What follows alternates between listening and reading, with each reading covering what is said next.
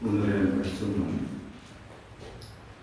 이사야서 64장 1절부터 9절입니다. 이사야서 64장 1절부터 9절.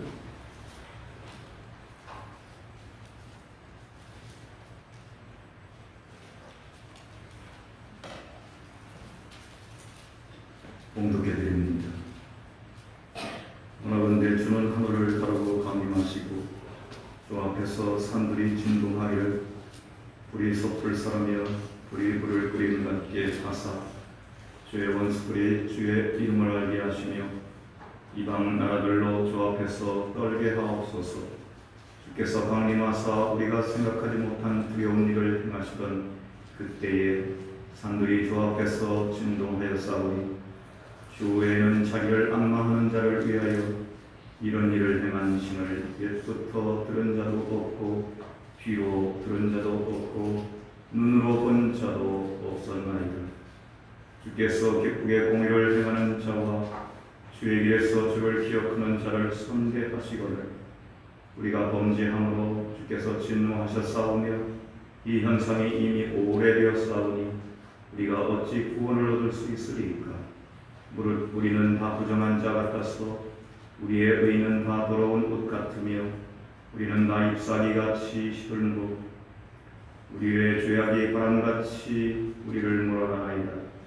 주의 이름을 부르는 자가 없으며 스스로 분발하여 주를 붙잡는 자가 없사오니 이는 주께서 우리에게 얼굴을 숨기시며 우리의 죄악으로 말미암아 우리가 소멸되게 하셨음이니이다. 그러나 여호와여 이제 주는 우리 아버지시니이다.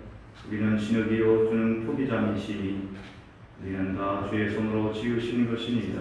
여호와여 너무 분노하지 마시오며 죄악을 영원히 기억하지 마시옵소서. 구하오니 보시옵소서 보시옵소서.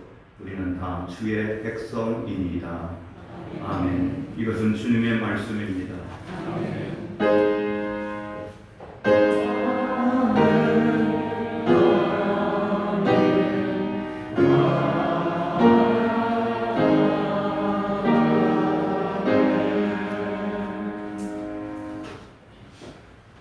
할렐루야. 온라인으로 집에서 가정에서 예배드리는 우리 교회 여러분에게도 오늘 주님의 은혜가 함께 하시기를 바라겠습니다.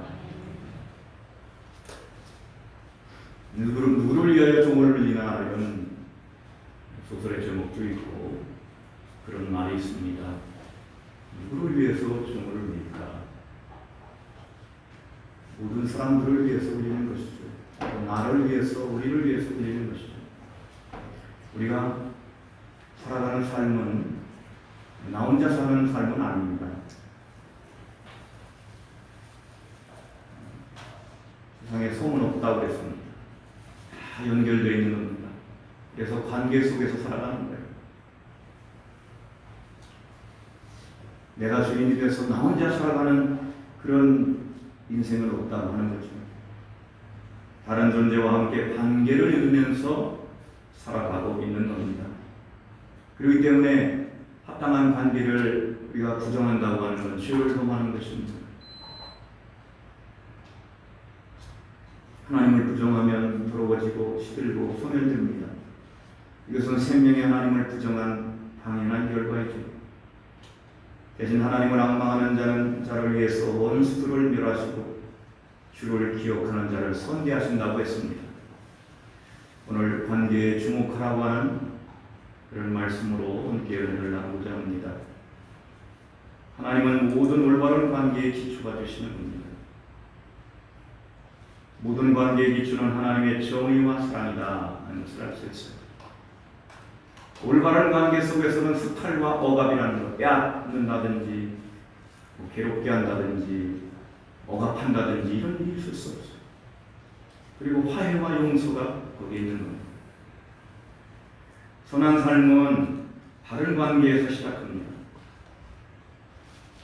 모든 피조물의 관계는 하나님의 은총, 의와 은총에 기초하고 있습니다. 그래서 관계가 깨어진다는 건 하나님의 정의가 깨어지고 은총이 깨어진다는 것 같습니다. 아버지를 떠나면 탕자가 됩니다. 고향을 떠나면 나그네가 됩니다. 사랑을 버리면 음부가 됩니다. 자연을 파괴하면 재앙이고, 탄소를 많이 배출하면 기후 온난화가 옵니다. 욕심을 부리면 인간관계가 금이 갑니다. 우리는 하나님과 자연과 이웃과 세계에 깨어진 관계를 회복해서 평화를 이루어야 하겠습니다.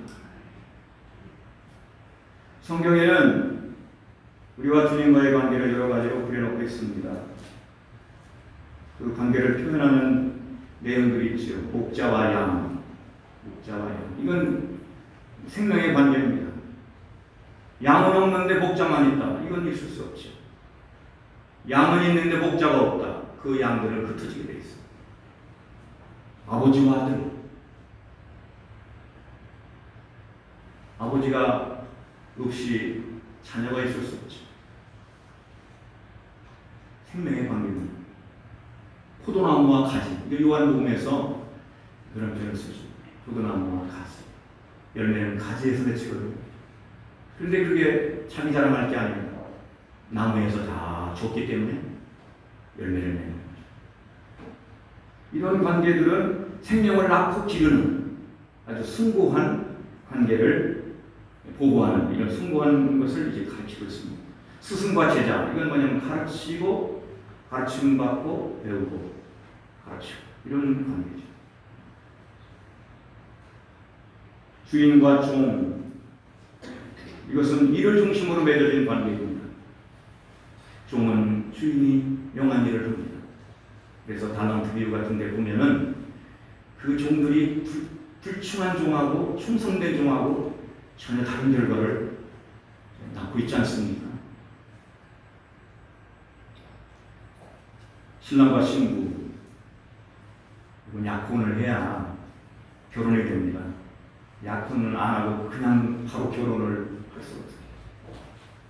신랑과 신부는 일치의 관계를. 예수님은 주인과 종의 관계를 넘어서는 관계를 말씀했는데, 친구. 여러분 친구 있으세요? 세월이 지나면서 보니까 친구들이 하나 둘씩 사라지기 시작합니다. 저 친구는 섭섭해서 연락 안 하지, 이렇게 하면 끊어지고, 어떤 친구는 먼저 세상 떠나고, 어떤 친구는 연락 늦어, 이러면서 친구가 점점 줄어들어요. 그런데 주님께서는 친구라, 제자들에게 이제는 너희를 종이라고 하지 않겠고 이제는 내가 친구라고 하겠다. 종이라는 얘기는 내가 일을 시키고 하나님 나라 일을 시키고 또 명령하고 하는 그런 일을 하긴 하지만, 그래서 제자들이 종이고 주님은 주인이지만 그 관계를 넘어서서 이제는 너희를 친구라고 하겠다. 친구라고 하는 건 평등한 관계입니다. 할렐루야. 하나님께서 아브라함에게도 친구라고 하셨고 모세에게도 친구라고 하셨어요. 여러분들도 하나님의 친구가 되시기를 축복합니다. 저 낭성에 가면 하나님의 사람이 있어요. 돌아가셨는데 하나님과 깊은 대화를 나눴던 사람입니다. 하나님의 사람이라고 하는 그 말 자체가 친구의 개념이거든요.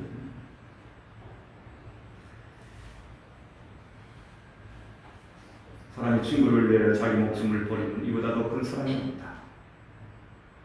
그렇게 말씀했습니다. 주님은 우리와 관계를 여러 가지 방면에서 관계를 맺으시고 주인과 종의 관계를 맺으셨다가 불충하면 무슨 관계를 강조하시는지 아세요? 아버지와 아들의 관계를 강조하시면서 이걸 또 회복시키십니다. 이것도 회복시키십니다. 오늘 말씀 속에서 하나님과의 관계를 가리키는 몇 가지 표현이 나옵니다. 여러분들이 성경을 읽으셨으니까 뭐라고 했습니까? 주는 8절에 보면 이제 주는 우리 아버지이십니다. 이제 주는 우리 아버지이십니다. 여러분 하나님께서 여러분의 아버지이심을 고백하기를 원합니다. 아버지. 그래서 우리는 이제 이런 관계의 말씀을 잘 생각해서 우리 자신을 생각해요. 비춰서. 또 하나 호칭을 뭐라고 했냐면 우리는 진흙이요 주는 토기장이 이시니, 진흙과 토기장의 관계를 또 말씀하고 있습니다. 진흙을 이겨서 토기장이가 그릇을 만들잖아요. 장인의 실력으로 훌륭한 그릇들을 만들어가지고, 그리고 우리나라 고려시대 고려 청자는 얼마나 훌륭한지 세계에 다녀도 비교할 수 있는 그릇이 없어요. 그런데 그 기술을 우리가 다 전수하지 못했다는 것. 그 그릇을 만드는 그 능력이 있었던 거죠. 하나님께서 천지를 만드시고 우리들을 하나님 형상으로 만드실 때 얼마나 아름답게 작품으로 만드셨겠어요. 여러분 자신 한 사람 한 사람이 하나님의 작품이심을 꼭 믿으시기를 축원합니다. 유일무이한 작품입니다. 하나님은 복사가 없어요. 우리들은 복사를 자주 하지만 하나님은 복사가 없어요. 그런 말이 있습니다. 어떤 사람은 모든 사람이 원본으로 태어나는데 어떤 사람들은 복사본 죽는다. 남의 길 따라가다가 남의 흉내내다가 자기로 살지 못하고 자기 모습을 잃어버린 채 다른 사람과 비교하고 따라가다가 복사본으로 죽는다. 여러분 우리 모두 원본으로 살다 원본으로 죽기를 축원합니다. 하나님은 토기장이시기 때문에 여러분 한 사람 한 사람을 작품으로 만드신 겁니다. 다음에는 주의 백성이라는 말이 나옵니다. 표현이 나옵니다. 이건 하나님은 다스리는 왕이시라는 것이죠. 예언자는 이런 관계가 깨졌기 때문에 이런 관계를 회복하기 위해서 노력하고 있는 겁니다.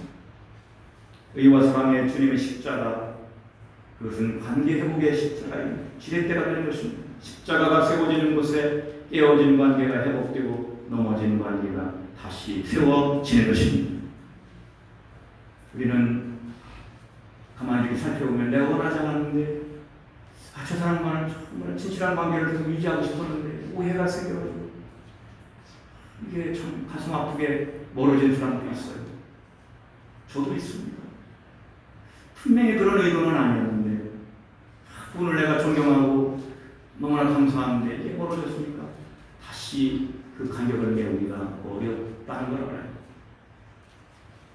그러나 하나님과의 관계는 여러분, 하나님과의 관계는 예수님을 통해서 아주 가깝게 정말 내가 나와의 거리와 보다 더 가까운 그 하나님을 우리가 만나게 해주시고 그렇게 가까이 계시다는 걸 깨닫게 해주시는 것입니다. 관계를 회복하려면 어떻게 해야 되겠는가? 첫째로 주님의 이름을 찾아 불러야 합니다. 주님의 이름을 찾아서 불러야 됩니다. 이것은 예배를 의미하는 거예요. 예배 동안에 우리가 하나님의 이름을 많이 부르잖아요. 여러분 하루 오늘 주일 예배니까 주일 지나고 여러분이 하루의 삶 속에서 하나님의 이름을 얼마나 부르시는지 스스로 한번 물어보시기를 바랍니다. 나는 하루에 예수님의 이름을 몇 번 부를까? 근데 어떤 사람은 그냥 거짓으로 부르는 사람도 있어요. 거짓으로 부르는 사람도 있어요. 우리는 홍길동이 되어서는 몰라요. 홍길동이 아버지를 아버지라고 못하는 게 홍길동이 아버지를 아버지라고 못 부릅니다. 여러분 우리가 관계를 회복하려면 이름을 찾아야 돼요. 하나님의 이름 아버지를 찾아서 쉽지 않아요. 어린아이 때는 아버지를 참 이제 아이들이 불러요.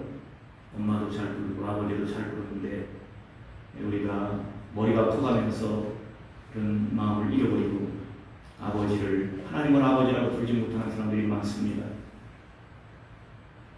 저는 5월 달에 방영된 그 5월의 청춘이라는 드라마를 봤어요.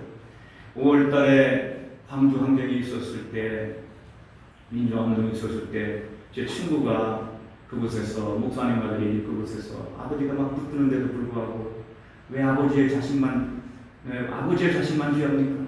지금 저기서 청년 사람들이 저렇게 하고 있는데, 그러면서 나가서 거기서 광주도청, 전남도청에서 거기서 치우를 맞았는데 신학대학 동료입니다. 그것 때문에 5월을 오래 방영된 이 드라마를 눈물을 흘리면서 봤어요. 근데 거기에 그런 장면이 나옵니다. 서울의 보안과, 그 당시 보안과장이 엄청난 사람, 보안과장이 아내가 젊은 아내고 밖에서 가다가 나온 아들이 의사 수련생. 근데 이제 이렇게 의사로서도 광주에 내려와서 활동하니까 아버지가 보안과장인데 이 아들이 그러고 있으니까 납치를 아들을 데려와가지고 서울로 데려와가지고 방에다가 의자에다가 담궈놓고 입도 테이프로 막아놓고 그리고 이렇게 뒷짐지게 묶어놓고서는 물만 주고 뭐 간신히 살게 여러 날을 그렇게 한 거예요. 근데 그 새엄마가 안타까운 거죠, 볼 때. 근데 그전에는 그 아들이 그 새엄마, 젊은 엄마한테 엄마라고 한 번도 안 한 것이고. 근데 이제 심정도 알고 그러니까 거기서 이렇게 묶인 채로 부르는 거죠. 엄마라고 불러요. 그러니까 이 새엄마가 눈빛이 달라지더니 용기를 내서 자기 남편, 오빠가 지키는 사람이 있음에도 불구하고 그 아들을 풀어줬어요. 그 아들을 풀어주는 장면이 나와요. 정말 그 감동적인 장면이었습니다. 엄마라는 이름을 찾았을 때 이 엄마가 진짜 엄마가 됩니다. 진짜 엄마가 돼서 용기를 내가지고 이혼할 각오로 아들을 풀어줬어요.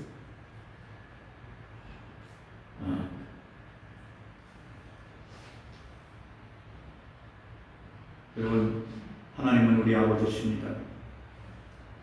예수님이 가르쳐 주신 하나님, 사랑의 아버지십니다. 엄한 아버지가 아니에요. 그걸 아셔야 돼요. 어머니 같은 아버지를 예수님은 우리에게 소개시켜 주셨습니다.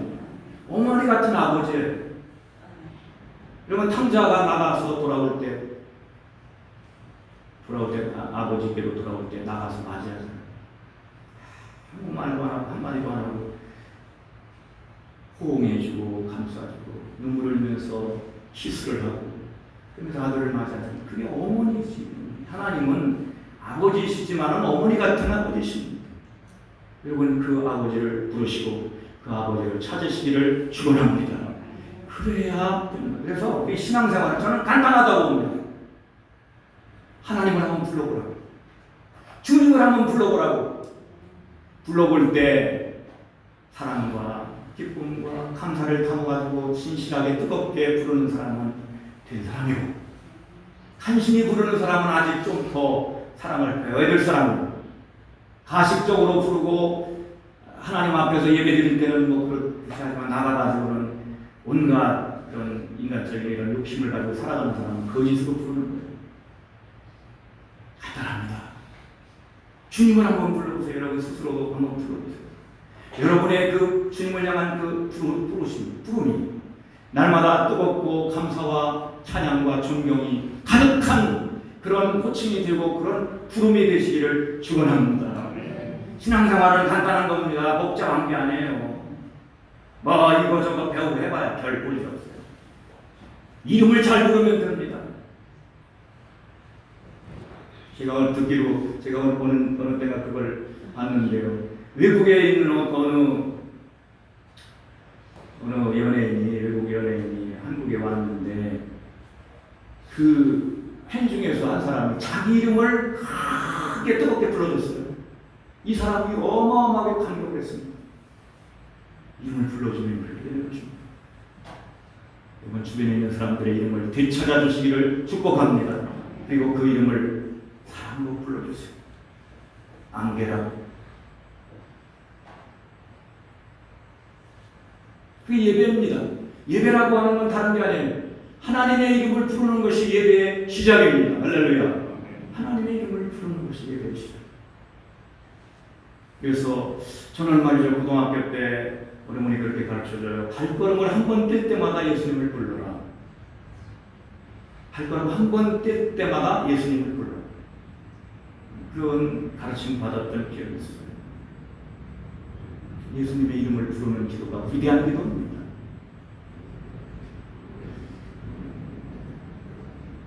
이름을 부르면 관계가 회복이 되는 것입니다. 그리고 여러분 주변에 있는 사람들의 이름을 호칭을 찾아주시고 그 이름을 정답게 존경을 담아서 불러주시기를 바라겠습니다. 그러면 관계가 좋아집니다.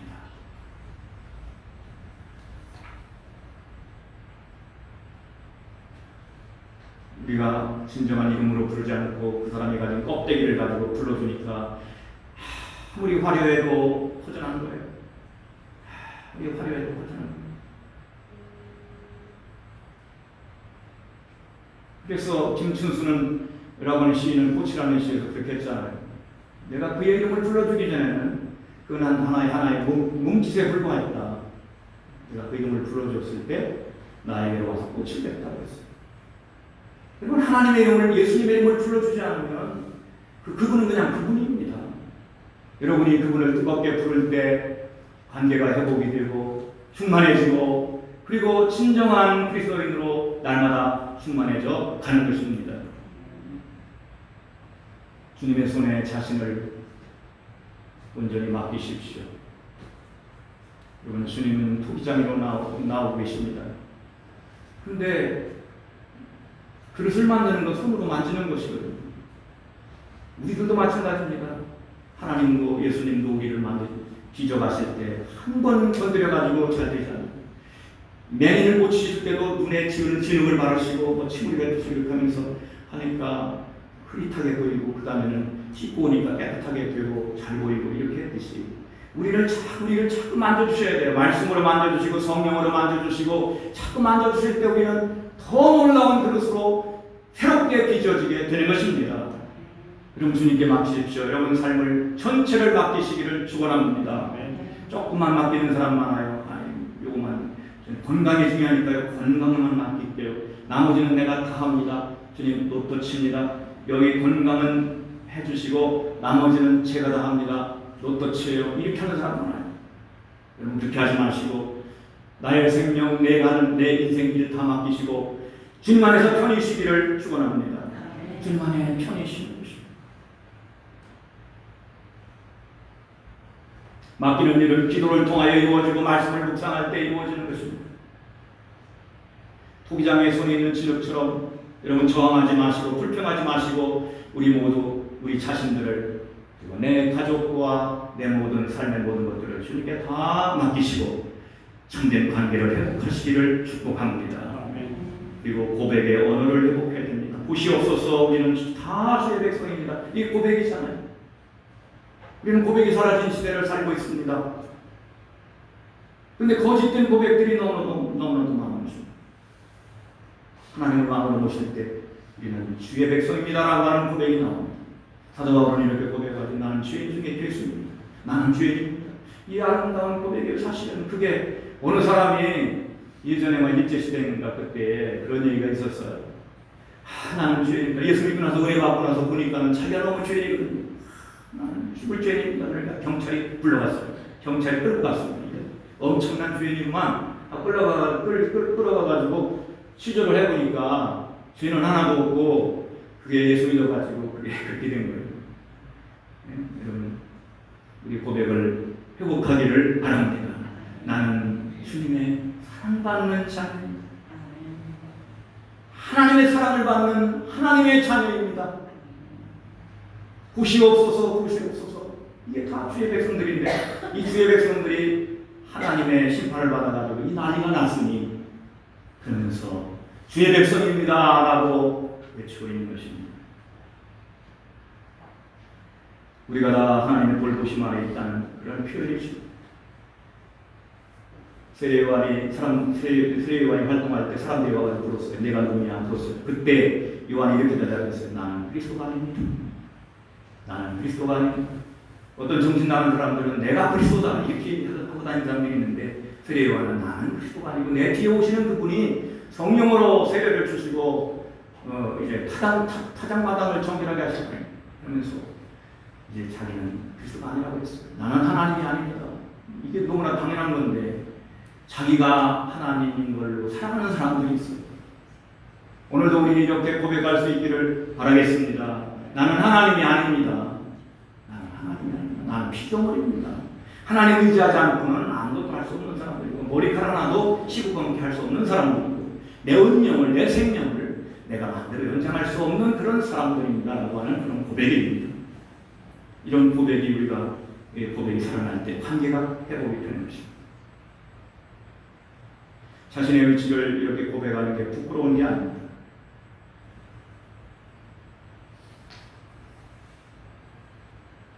나는 신음입니다. 이건 하나님 토기장이가 되신 하나님을 향해 드리는 고백이죠. 저를 마음껏 빚어주십시오. 저를 주님의 뜻 안에서 마음껏 빚어주십시오. 하나님은 그 진흙을 가지고 독생자를 빚으셨어요.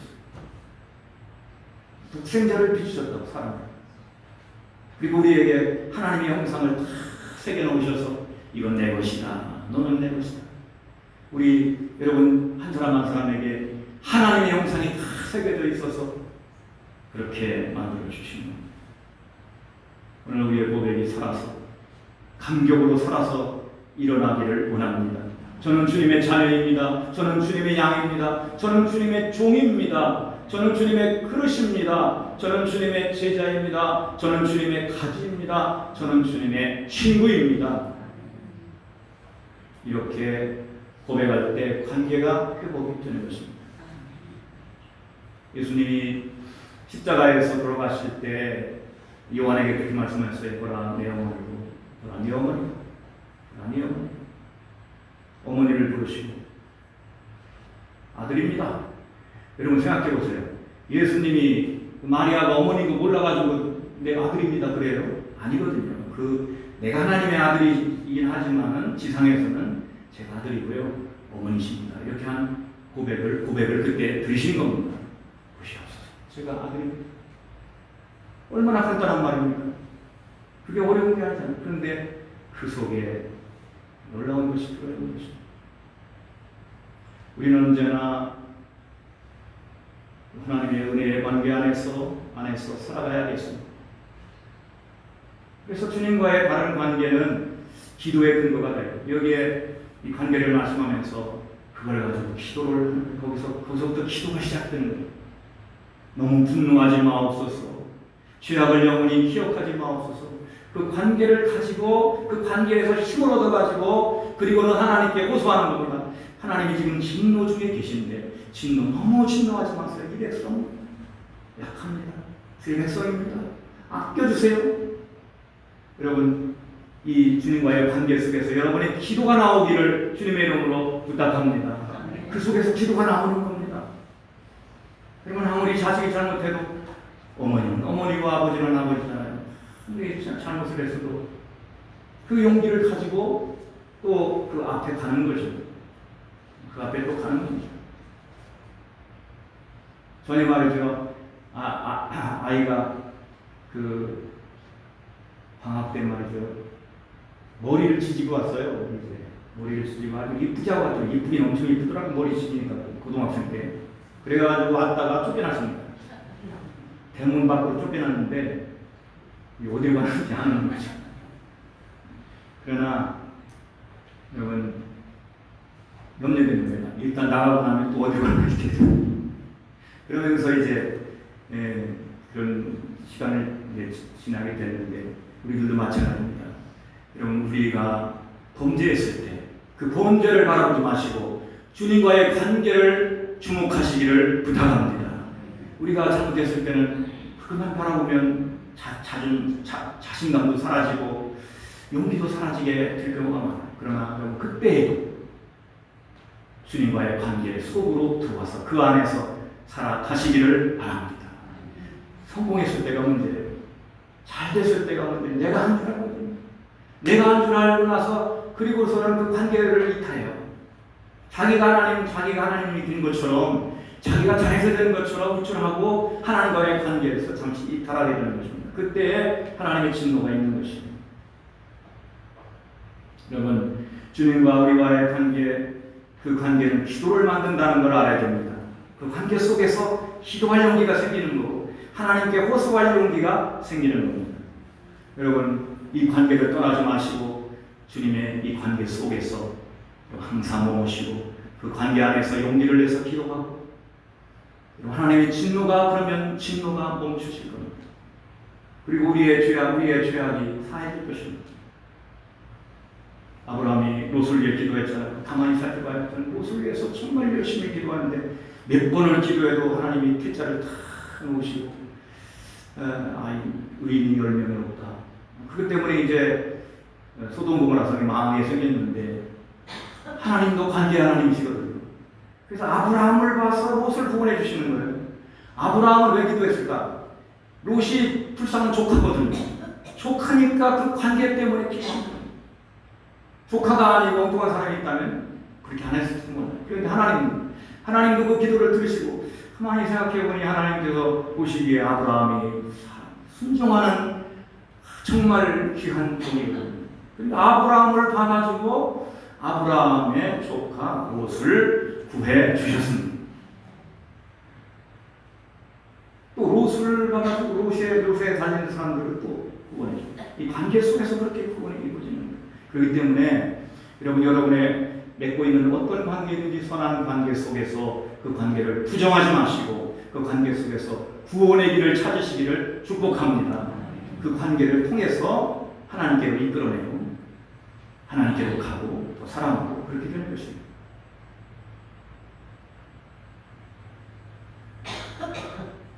범죄했을 때도 주님 곁을 떠나지 않는 거, 이게 뻔뻔한 게 아니라 믿음 있는 사람이에요. 제가 실수했네요. 제가 부족했네요. 이렇게 하면서 그래도 아버지 신이 축복해 주시기를 기도하는 것입니다.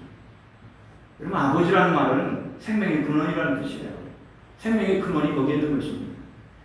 우리는 의지해야 될 존재이고 피조물이고 유한한 존재예요. 하나님을 의지하지 않고는 우리 생명은 의미가 없습니다.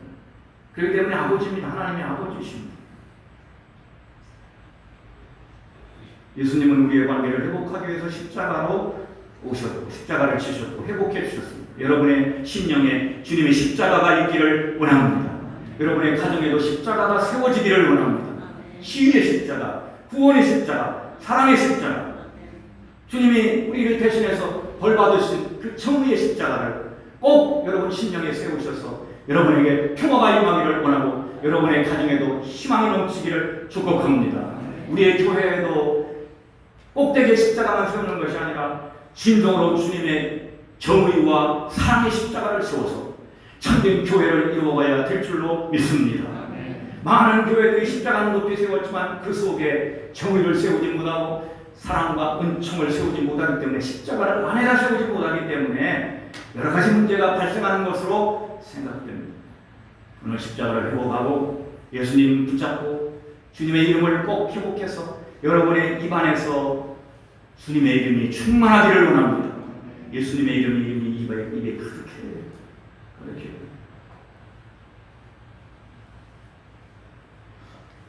하나님은 사랑의 아버지시고 우리를 새롭게 하시는 포기장애가 되신 오늘도 주님은 우리를 만지시기를 원하십니다. 그런데 자꾸 손을 뒤로 하고 자꾸 내놓지를 않으니까 우리 가슴을 내어드리고 여러분 우리의 마음을 내어드리고 영혼을 내어드려서 여러분의 심령이 여러분의 그릇이 날마다 아름다워지고 빛나고 큰 그릇 귀한 그릇 되시기를 바랍니다. 주님의 손은 강력한 손입니다. 창조주의 손입니다. 주님의 손길이 가는 곳마다 치유 역사가 일어나고 우리의 삶이 새로워지고 크게 변화되는 역사가 존귀하게 변화되는 역사가 있는 겁니다. 우리는 하나님의 자녀로 살아갑니다. 기쁠 때나 슬플 때나 항상 그 관계 속에서 관계를 주목하고 그 속에 머물러 계시기를 바라겠습니다.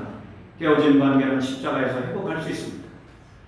우리들의 모든 삶 속에 두루 살펴보시고 주님의 십자가를 가지고 좋지 않은 관계는 좋은 관계로 자꾸 변화시키셔서 여러분의 삶이 더욱 풍성하고 그리고 은혜가 넘치는 삶이 되시기를 바랍니다. 주님 안에서 여러분의 모든 삶의 관계가 회복되어야 되겠습니다. 의와 사랑의 삶. 하나님은 관계의 기초입니다.